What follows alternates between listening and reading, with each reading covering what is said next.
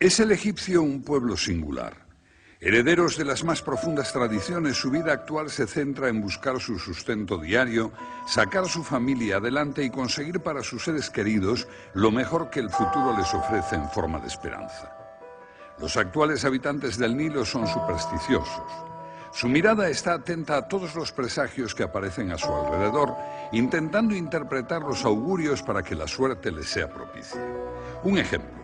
Ningún mercader dejará salir al primer cliente que entre por la mañana a su tienda, pues ello significará la escasez de ventas durante toda la jornada. No es tampoco raro ver que los taxistas llevan colgado en su espejo retrovisor el antiquísimo ojo de Horus, pues están convencidos de que el talismán les protege del mal de ojo. Son recuerdos de su pasado milenario en los que las tradiciones más profundas parece que se han incorporado genéticamente y en donde las leyendas, transmitidas oralmente de padres a hijos, han configurado la esencia de unos arquetipos que cabalgan entre lo humano y lo divino.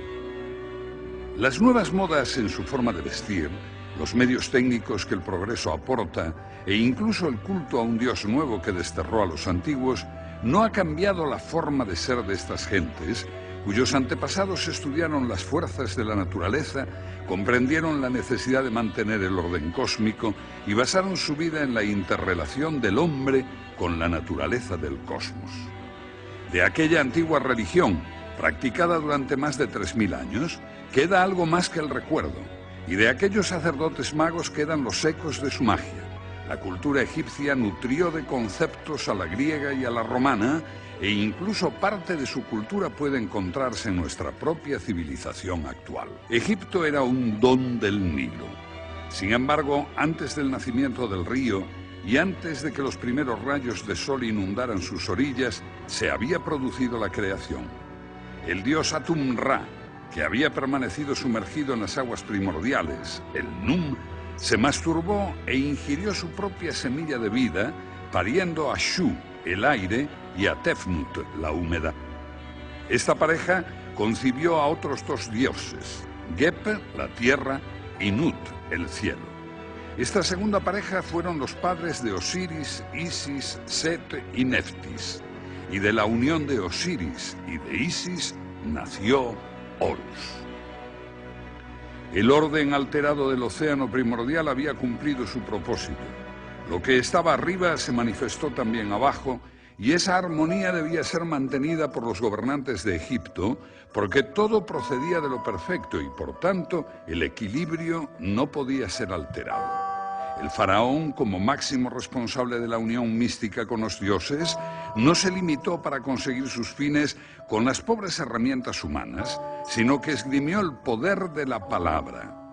El vocablo pronunciado por un ser creado a imagen y semejanza de Dios tenía asimismo el poder para ejercer la creación, Peret Yeru, capaz de dar vida a todos los seres representados por los signos jeroglíficos. Los sacerdotes magos, conocedores de la esencia de los hombres y de las cosas, conocieron y emplearon las fórmulas tanto para apaciguar a los dioses como para conseguir sus bendiciones.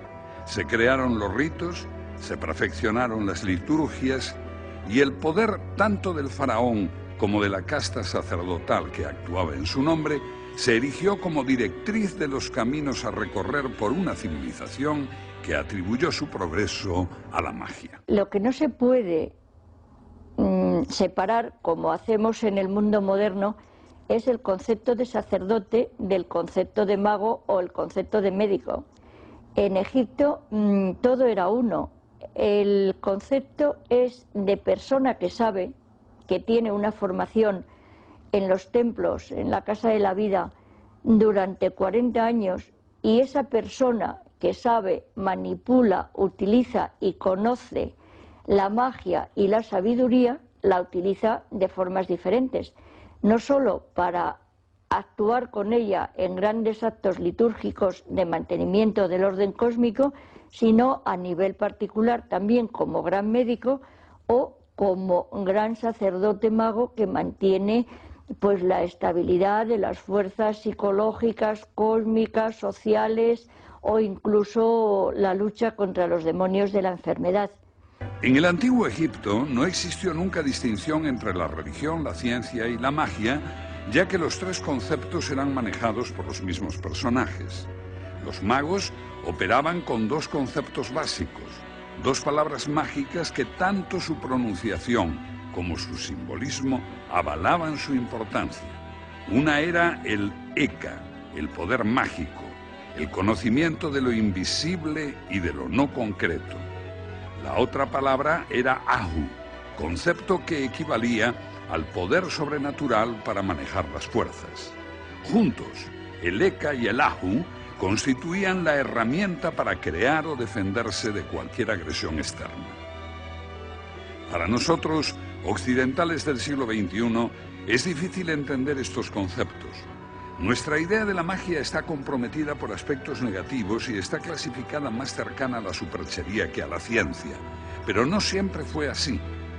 Esta fractura entre astronomía y astrología, entre magia y ciencia, proviene de los tiempos posteriores a la cultura faraónica, cuando el faraón y los sacerdotes dejaron de desarrollar su poder.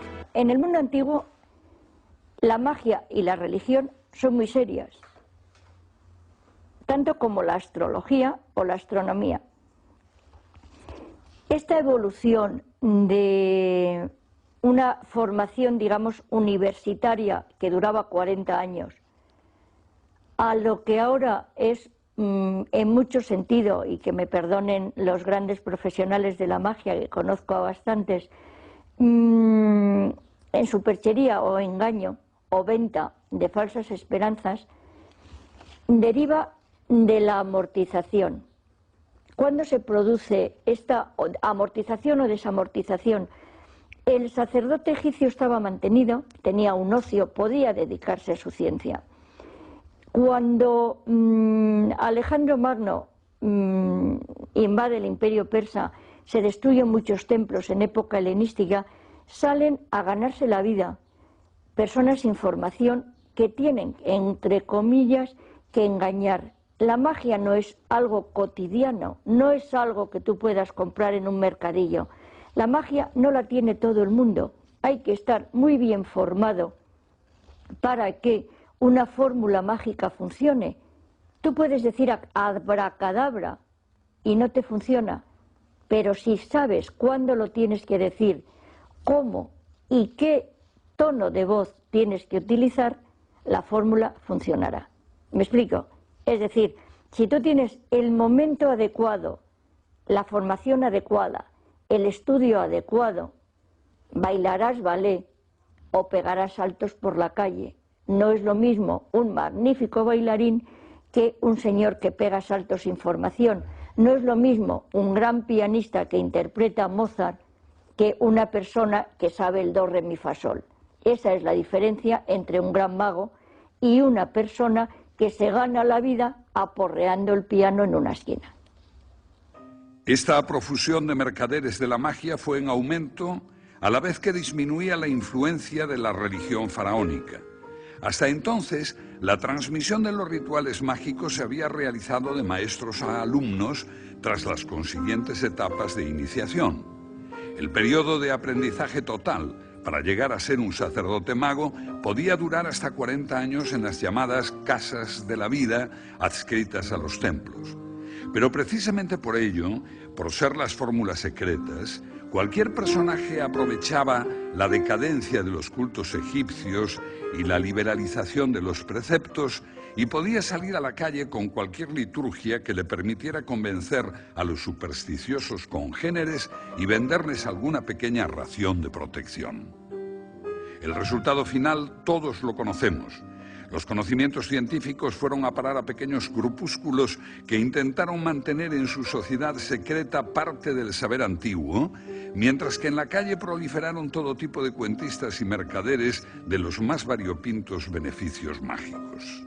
Estas distinciones tienen su fundamento en nuestro mundo positivista racionalista del siglo XIX, y hay que tener en cuenta que cuando la egiptología nace en el siglo XIX están muy en boga toda esta serie de corrientes racionalistas y positivistas que tratan de, con método cartesiano, tratan de ubicar en un lugar lo material para en otro lado ubicar lo espiritual, a veces con intención de negarlo. Ellos no distinguían entre esto. ¿Por qué? Porque yo creo que conocían la estructura de los seres, de los elementos, de todo lo que les rodeaba en el cosmos, y conociendo esta estructura íntima, pues simplemente estaban acorde con la naturaleza propia de las cosas. Acercarse más a la naturaleza de una piedra o acercarse más a la naturaleza de un animal podía propiciar un comportamiento benéfico o conseguir algo propiciatorio para quien estaba actuando que si no lo conociésemos. Es un hecho elemental, ¿eh? Anteriormente, la cultura egipcia ya había escandalizado a algunos pueblos. En el caso concreto de los hebreos protojudíos, en la Biblia, se prohíbe taxativamente el empleo de la magia, incluso con condenas que podían llegar a la muerte. La magia fue considerada enemiga de la religión y ese concepto prácticamente es el que ha llegado hasta nosotros. Por el contrario, en el antiguo Egipto se practicaban dos tipos de magia. Una que podemos considerar de Estado, donde el faraón, como gran sacerdote mago, encaminaba sus sortilegios a las grandes empresas del país, procurando que se mantuviera el orden cósmico y que los dioses favorecieran con sus bendiciones la crecida del Nilo, las buenas cosechas y la defensa de las fronteras ante las invasiones de los enemigos. Hay una tableta de madera recubierta de estuco que procede del Bahari, que es del tiempo de Tutmosis III, hacia 1479 a.C., y dice, por ejemplo, hace un cálculo de los y además es hecho por un astrólogo, ¿eh? Y hace un cálculo de los días según los meses, que al fin y al cabo es el horóscopo también. Dice, por ejemplo, acontecimientos del mes de Tot. Si una mujer viene pasando delante de ti envuelta en un vestido y te saluda, esto significará un buen año. Si un carnero se acerca a un cerdo pasando delante de ti, con su atadura rota, dirás, va a sufrir una enfermedad, pero no habrá muerte. Es decir, pero esto además tenía que pasar durante el mes de Tot. Luego, la influencia de los astros, la influencia de Venus. Dice, quien ha nacido cuando Venus se encuentre en ascendente será un hombre afortunado. Será el primero en la casa de sus padres y mucha gente lo acogerá honorablemente a causa de su buen carácter y le conseguirán cosas útiles. Hoy sabemos que los que rigen el signo de Venus, pues es gente efectivamente de formas suaves, favorables a la muerte, igual, gente simpática, que se hace valer, que tiene buen trato. Ellos ya lo captaban por el estilo, o sea que tenían todo esto. La influencia de Mercurio, la de la Luna. Hay una cosa, el título de tratado, hay un título de un tratado, por ejemplo, dice, los libros de conocer los eclipses de la Luna conforme a los nuevos escritos, conocer las divisiones de los meses y conocer los meses en los cuales la Luna es favorable. Y dice una predicción, dice, si hay eclipse de Luna durante el cuarto mes de Ajet, deberás decir al respecto, el príncipe mandará un mensaje al príncipe. Si la Luna está en eclipse en el mes de Peret, en el mes de tal de la estación de Peret, significa que habrá una gran hambruna en el país entero y todo el país sufrirá. Si la luna está en eclipse en el segundo mes de Shemú, deberás decir al respecto, el príncipe del país del sur será hecho prisionero y el ejército caerá bajo las armas. Esta magia de protección estuvo presente desde los tiempos más remotos. En la paleta de Narmer, rey de la primera dinastía, podemos ver al faraón sujetando la cabellera de los enemigos. Era un ritual mágico donde la atadura significaba la sujeción de su voluntad a favor del monarca. En innumerables relieves de templos y tumbas podemos apreciar cómo las cintas y las cuerdas mantienen atados a todos los rivales que potencialmente pudieran hostigar la paz del Nilo. Aparentemente se trata de un apresamiento físico, de una inmovilización práctica de las extremidades de los cautivos. Sin embargo, por papiros que han llegado hasta nosotros, sabemos de la enorme carga mágica que conllevaba esa representación. La magia de la atadura no solo era practicada contra los enemigos, sino que también para intentar obtener, por ejemplo, los favores de la persona amada, se acudía a ella. Se ata con un nudo. Se ata a la persona amada con un nudo. Lo único que tenemos que hacer es hacer una figura de la persona amada, saber la forma exacta de pronunciar el conjuro y el rito, y eso no lo puede hacer todo el mundo. Pero si cogemos una lámina con la figura de la persona amada, la rodeamos, la atamos con un hilo rojo y la ponemos en nuestro corazón, posiblemente por similitud y por proximidad consigamos traerla hacia nosotros. De la misma forma que un amuleto nos protege y nos ayuda, la continuidad de nuestro amor con la imagen que llevamos en nuestro corazón podrá atraer a la persona amada. La magia contra los enemigos estaba asimismo presente en las sandalias del faraón, en cuya suela estaban representados los pueblos rivales, a quienes simbólicamente pisaba a cada paso que daba. También se han encontrado vasijas de barro con la representación de los pueblos enemigos que, al romperse con el ritual adecuado, atenuaban el poder que podrían ejercer. También existía una segunda magia, la que se practicaba de forma personal y particular para que cada uno de los egipcios pudiera acceder a sus propósitos, sanar de sus enfermedades y enfrentarse al futuro con las mejores garantías. En Egipto absolutamente todo es magia. Desde los materiales con que se hacían las figuras, que iban a llevar, sean amuletos o sean objetos de joyería, todo hay que pensar que siempre en Egipto todo es magia. Por ejemplo, todos los objetos que estaban hechos con una piedra, la piedra de la turquesa, estaban todos dedicados a la diosa Hathor y son de un azul espléndido y azul turquesa, como su propio nombre indica, ¿no? Y estaban también dedicados a otra parte de la diosa Hathor, que es la diosa Sekhmet, dependiendo si era benéfica o maléfica el objeto que se iba a dedicar. Ahora mismo, cuando los turistas, los miles de turistas que pasan por Egipto, se llevan para sus casas pues el cartucho donde lleva su nombre, con este acto estamos haciendo un acto mágico, aunque sea actual, de la misma forma que lo hacían los antiguos egipcios. Eran tiempos en los que cada persona podía acercarse al templo para liberarse de las ataduras de su pasado, equilibrar su presente o propiciar su futuro. La religión marcaba no solo las ceremonias de culto, sino que afectaba a cualquier actividad de la vida diaria. El templo era una especie de gran laboratorio cultural donde se accedía al conocimiento de los expertos en cuestiones materiales y espirituales y en donde se repartían favores a cambio de dinero. Una cantidad económica para el mantenimiento del culto que se pagaba de buen grado como contrapartida al beneficio en la salud, el dinero o el amor. Entonces, a nivel de magia privada, no macromagia, no aquello que tenía que hacer el rey en los templos para propiciar que la divinidad bajase, que el río creciese, que el sol saliese, etc., era lo que a la gente le inquietaba. ¿Y qué le inquietaba? Le inquietaba la salud. Por ejemplo, pues sí sabemos y tenemos conocimiento que, aparte de los médicos,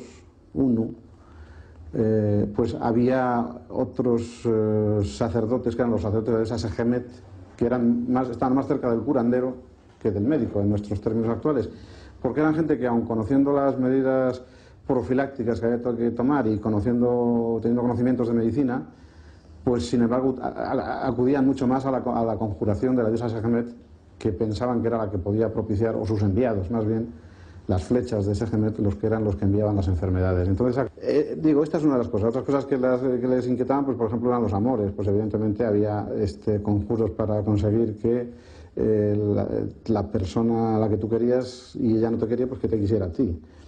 Contra los enemigos, no tanto para destruirlos como para protegerse contra ellos.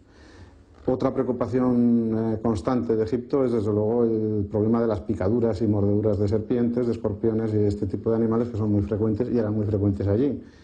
Entonces, cualquier peligro o cualquier necesidad que el hombre sentía, trataba de conjurarlo o bien cerca de los dioses haciendo peticiones, o bien a través de la magia.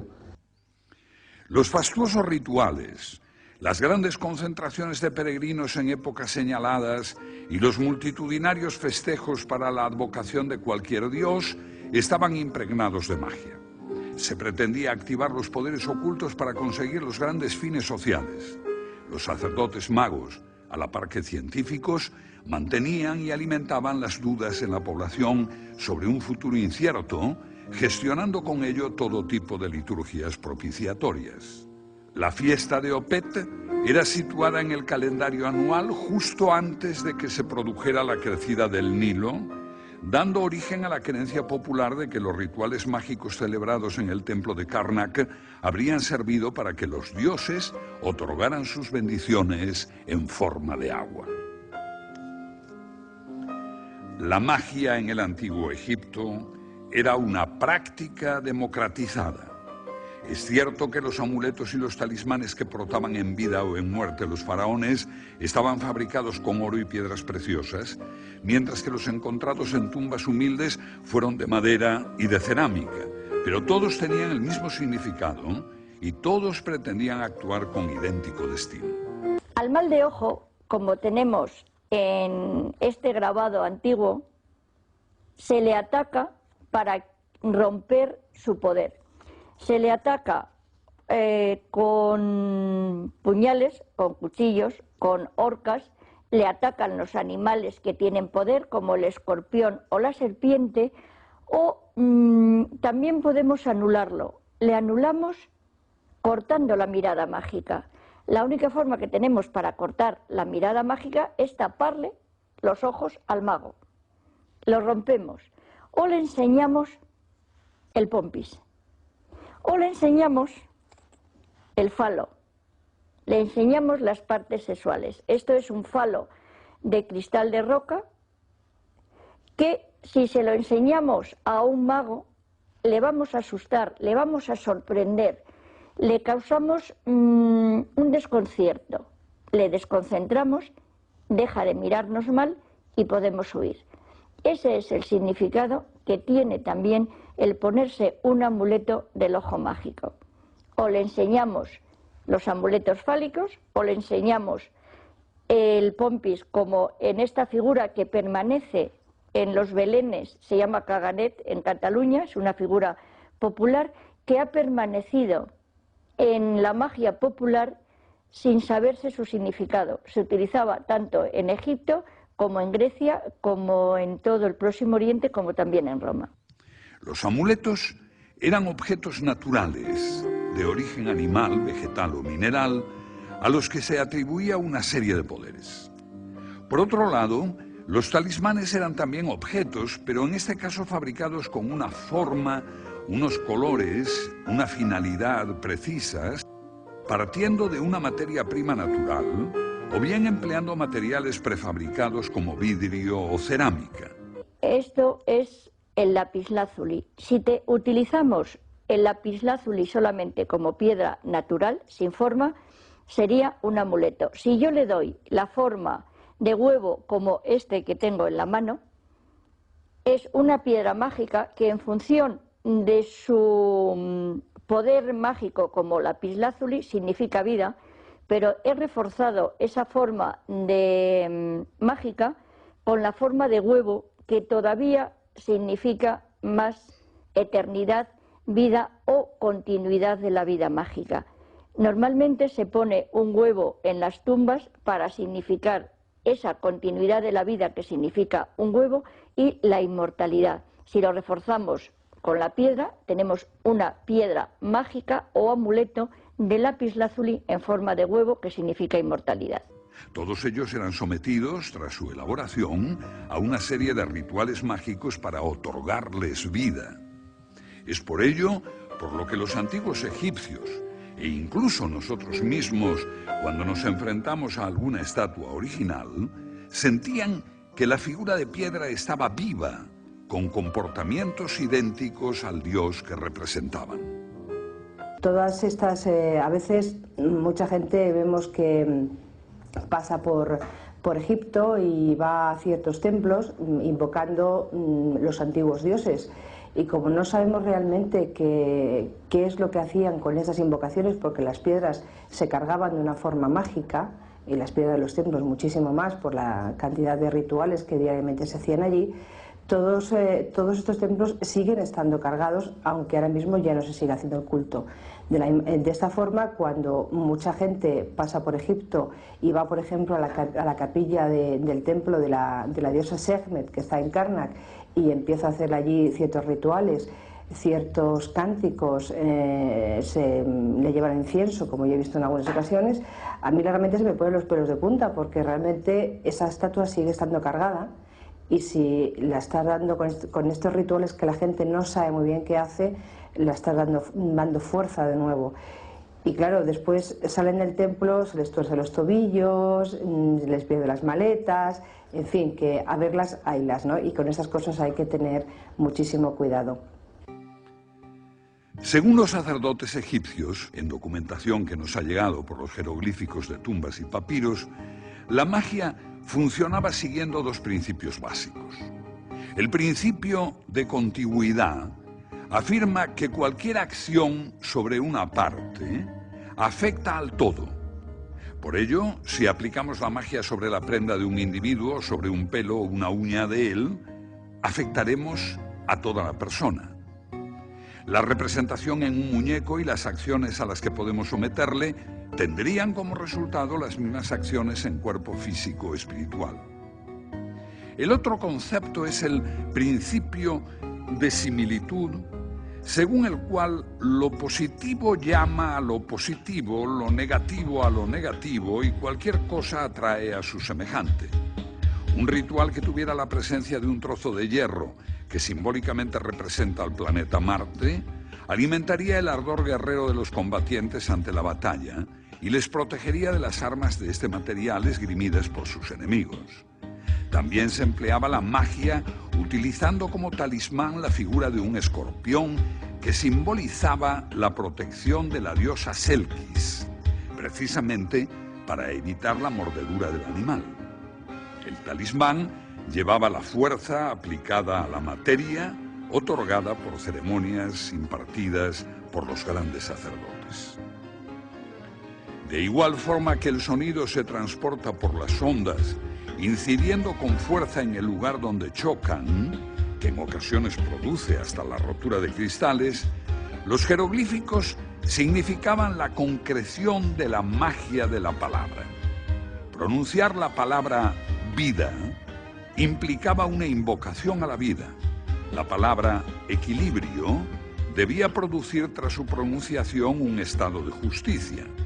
Y las fórmulas recitadas en la intimidad de templos y tumbas debieron producir los efectos buscados por los que detentaban el conocimiento de estas técnicas secretas. Pero, según nuestra moderna racionalidad, ¿tenían algún tipo de resultado estas prácticas mágicas?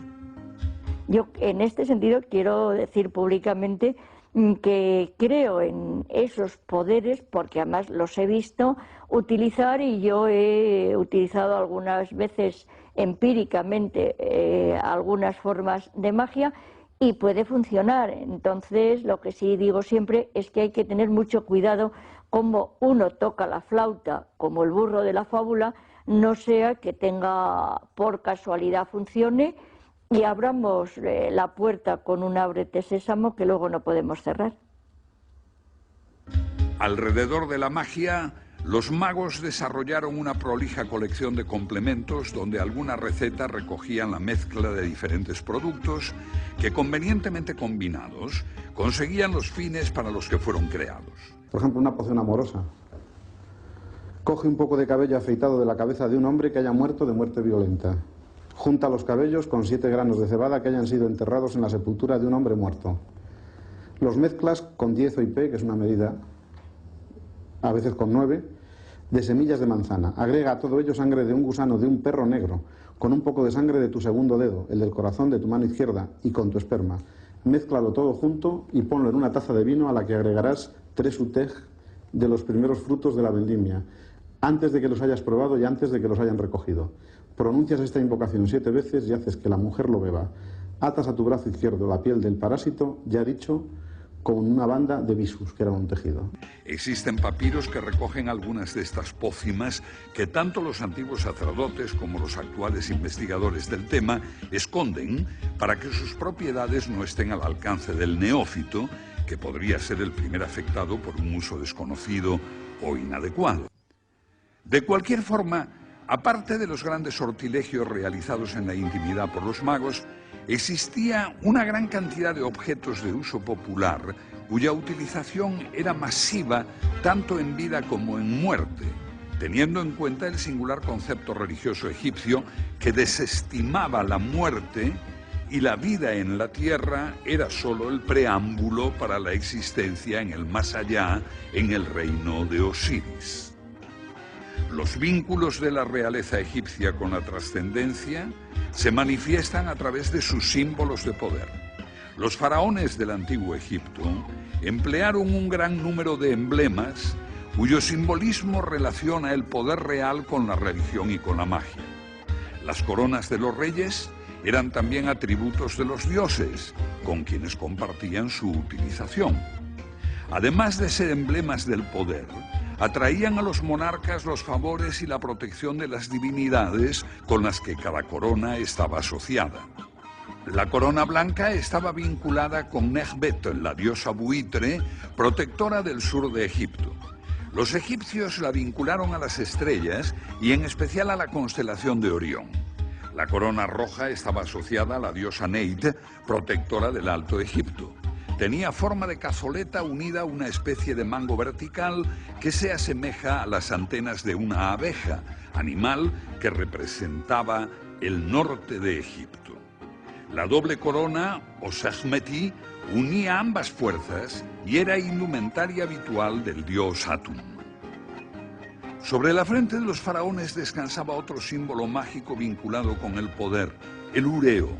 Se trataba de una especie de diadema que representaba una cobra erguida con el cuello hinchado y el disco solar que representaba el ojo de Ra.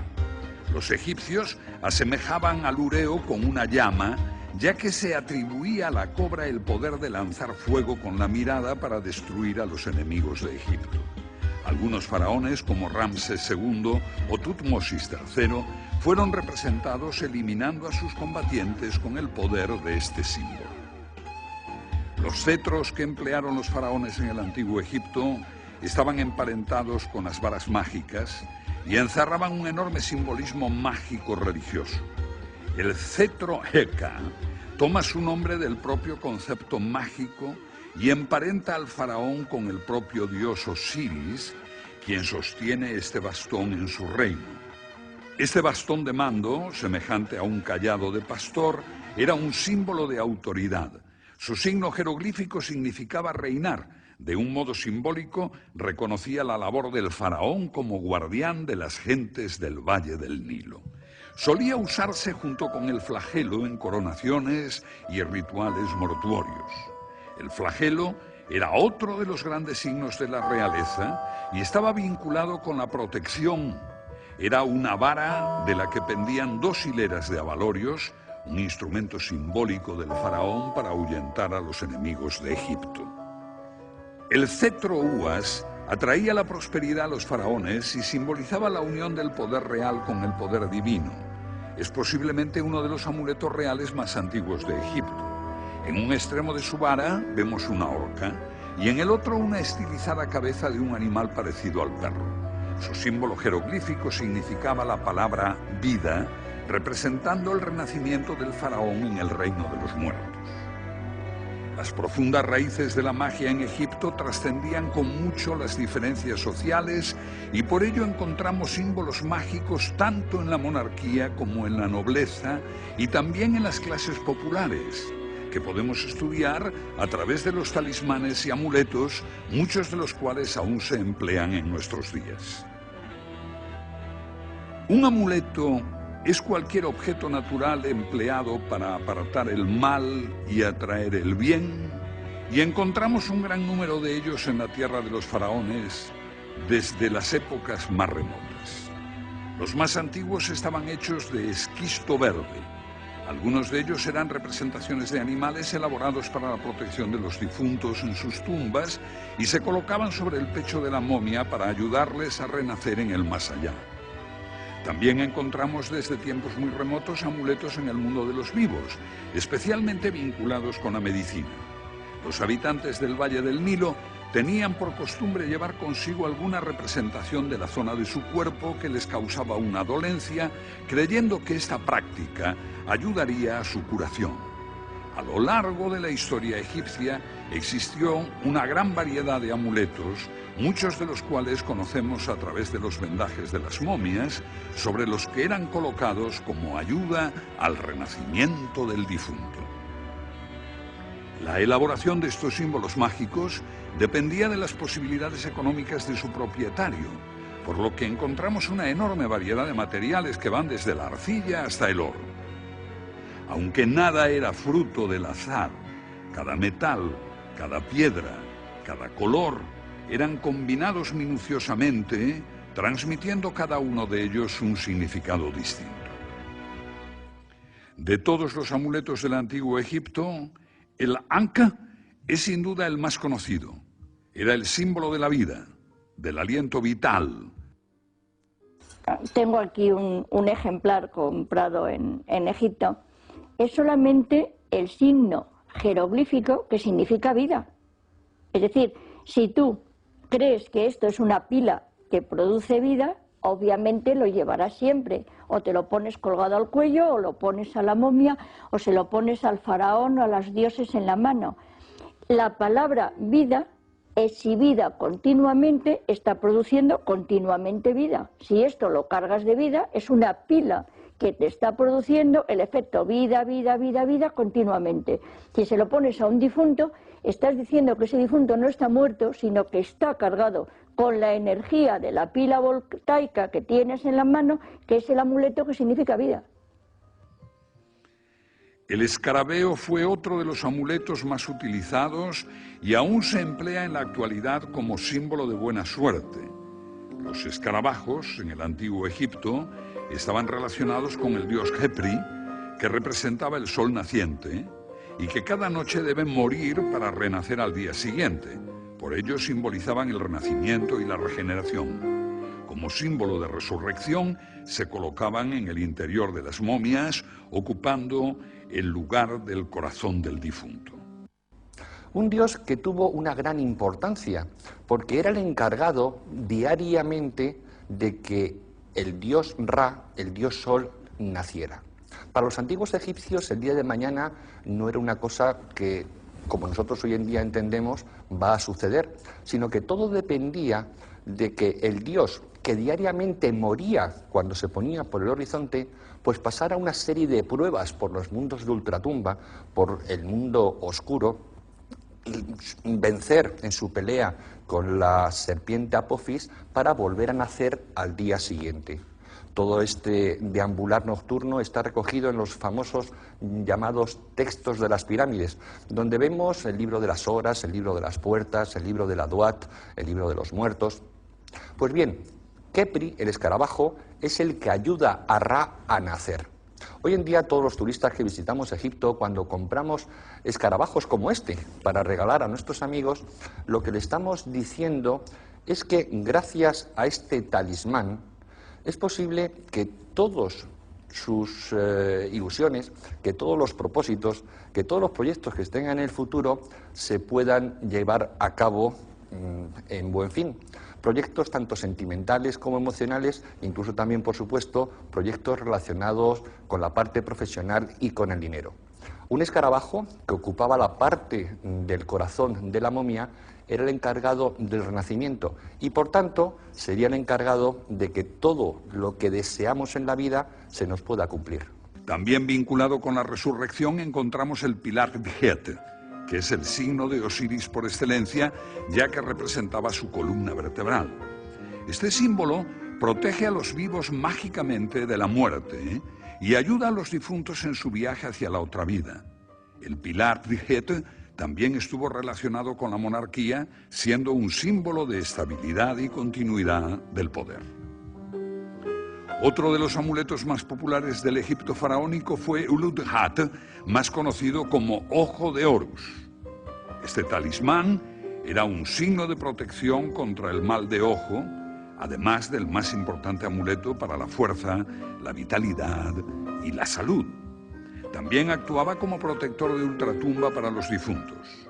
El ojo de Horus solía dibujarse en papiro y colocarse junto con las vendas en las zonas de las incisiones derivadas de la momificación. Es el ojo del invidus, es el ojo del envidioso. Y para entender la protección del ojo hay que manejar un concepto mágico, que es una palabra que es apotropaico. apotropaico significa al mismo tiempo lo que protege y lo que actúa contra lo que nos ataca.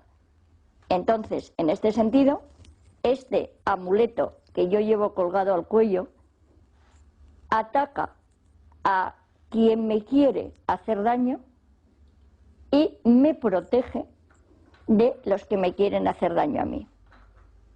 Creo que se entiende perfectamente que el amuleto es tanto un escudo como al mismo tiempo, digamos, una pistola cargada de energía mágica contra mis enemigos. Los amuletos funerarios por excelencia fueron los susceptis, pequeñas estatuillas situadas en el interior de las tumbas, que tenían la función de responder por el difunto y ayudarle en las labores de su nueva vida de ultratumba. El nudo de Isis fue uno de los amuletos más empleados por los egipcios en su vida diaria, aunque se desconoce su origen. Sabemos que otorgaba a sus propietarios la protección de la gran diosa de la magia, ya que era Isis la representante de la diosa naturaleza y de las energías de Gaia. El Sa fue uno de los amuletos más propios de las mujeres, al ser el emblema de la diosa hipopótamo Toeris, patrona de las embarazadas. Además de los talismanes oficiales que acabamos de mencionar, los egipcios fabricaban sus propios amuletos. Por ello se han encontrado un gran número de los llamados marfiles mágicos que representaban alguna deidad o algún concepto para atraerse sus favores. En la vida cotidiana, los egipcios se rodeaban de símbolos para proteger sus casas, con divinidades y genios protectores. Por ejemplo, solían representar al geniecillo Bes sobre las cabeceras de las camas para ahuyentar los malos sueños. Los distintos gremios profesionales tuvieron sus propios amuletos, como los jueces, que portaban en el cuello la pluma de Maat, que representaba la justicia universal y el orden cósmico, los escribas, la pluma de Tot, o los médicos, que llevaban la cruz de la vida. Para nuestra ciencia actual, empírica y racionalista, la magia no tiene cabida. El admitir públicamente que se cree en la magia es como manifestar que se adolece de la razón suficiente. En esta sociedad del electrodoméstico, donde todo está mecanizado, los diferentes instrumentos de medida creados por los ingenieros son capaces de medir voltios, ohmios o amperios, pero se quedan mudos cuando se acercan a una estatua o a un talismán. Sin embargo, todos nosotros tenemos un lugar en nuestra casa donde nos encontramos más a gusto, un calzado o una chaqueta con la que nos sentimos más alegres o audaces.